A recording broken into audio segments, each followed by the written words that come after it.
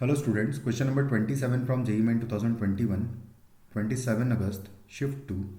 The question is, two circles each of radius 5 units touch each other at the point 1, 2. If the equation of their common tangent is 4x plus 3y equal to 10 and C1 is alpha beta and C2 is gamma delta where C1 not equal to C2 are their centers, then आपको इस expression का value बताना है। तो हम लोग क्या करेंगे कि यहाँ पर फैमिली ऑफ सर्कल्स का यूज़ करेंगे जो कि इस पॉइंट पर टेंजेंट हो दोनों सर्कल्स इस तरीके की टेंजेंट लिखेंगे। तो जो 1,2 पॉइंट है बेसिकली इसी टेंजेंट पर है। तो कुछ इस तरीके का सिचुएशन है कि ये है 1,2 पॉइंट और मुझे इस 1,2 पॉइंट पर टच करने वाले सर्कल्स की इक्वेशन लिखनी है। तो वो हो जाएगी बेसिकली पॉइंट सर्कल लिखेंगे x-1 का स्क्वायर प्लस y-2 का स्क्वायर एंड प्लस आएगा lambda times 4x plus 3y minus 10 is equal to 0।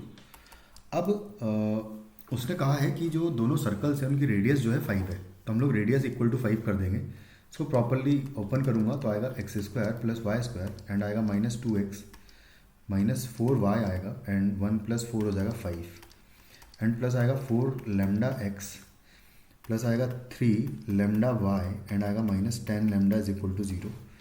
तो इक्वेशन और अच्छे से अगर लिखा जाए तो आएगी x square plus y square minus x वाले टर्म्स को एक साथ लिख लूँ अगर मैं, तो इन दोनों को लिख लूँगा साथ में, तो प्लस आएगा 4 लेमडा -2 टाइम्स एक्स आएगा एंड इन दोनों को भी साथ में लिखूँगा तो आएगा plus 3 lambda -4 times Y and आएगा plus 5 minus 10 lambda is equal to 0। इसका रेडियस निकालूंगा तो इसके x के कोफिशिएंट का हाफ कर दूंगा, तो आर स्क्वायर बेसिकली निकाल लेते हैं डायरेक्ट।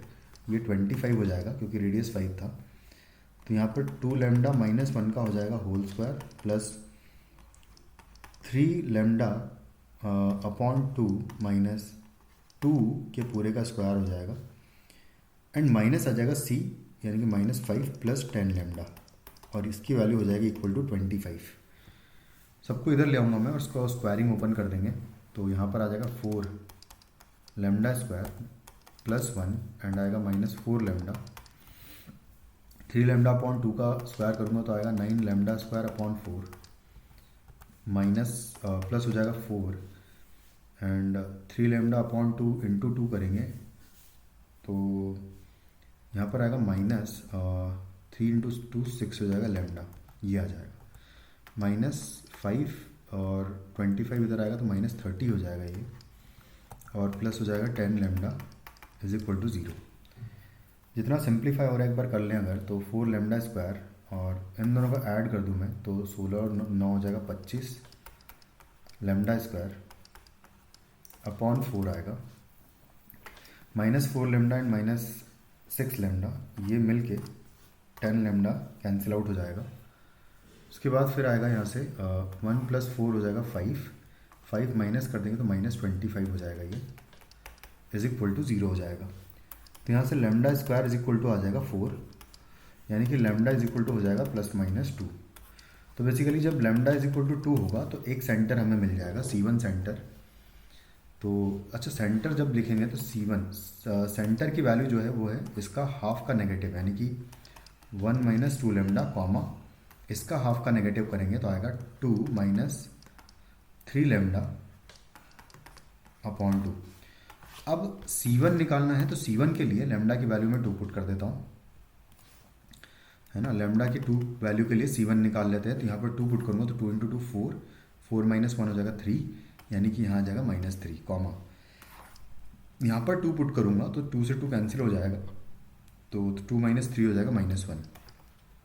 उसके बाद फिर C2 निकालना है तो C2 जो है उसके लिए lambda is equal to -2 put कर देंगे तो -2 पुट करूँगा तो 5 हो जाएगा ये कॉमा, जब यहाँ -2 पुट करूँगा तो 2 प्लस 3 यहाँ पर भी हो जाएगा 5। तो ये हो गया अल्फ़ा कॉमा बीटा, ये गामा एंड डेल्टा हो गया।